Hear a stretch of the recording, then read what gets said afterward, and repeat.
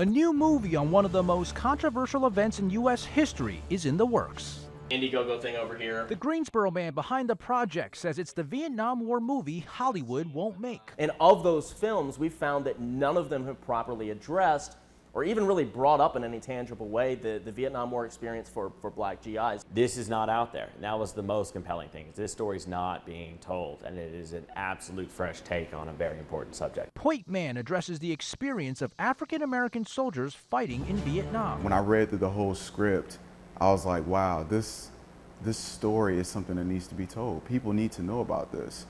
Christopher Long plays Casper, a political dissident drafted into war, left wondering what's he really fighting for and why. When I first read about him, he's this intense, brooding guy. He's, like Phil said, he's political. He's always about conspiracy. Who really runs it? Who really makes the decision? Set in April 1968, Point Man takes place just after the Martin Luther King Jr. assassination, a time when a fight was also raging back home, the fight for civil rights. This is the helicopter scene that we... In his research, Blattenberger learned the Vietnamese were masters of propaganda and psychological warfare. They exploited the climate back home to demoralize black GIs. And they would call out whenever they saw African-American GIs, "Hey, soul brother, go home, this is not your fight."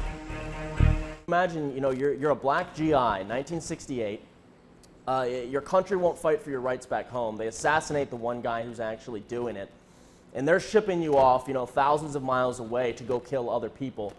And then those people are sort of telling you, hey, why are you even here? That's the reality about African-American soldiers in Vietnam that the film crews want audiences to understand. I think what the movie challenges you to do is really ask yourself, do you understand or don't you? Do you want to identify maybe with Casper? Black soldiers like Casper, fighting for a free world thousands of miles away, while also fighting for their very own rights back home. The irony of Point Man, and perhaps of the Vietnam War itself.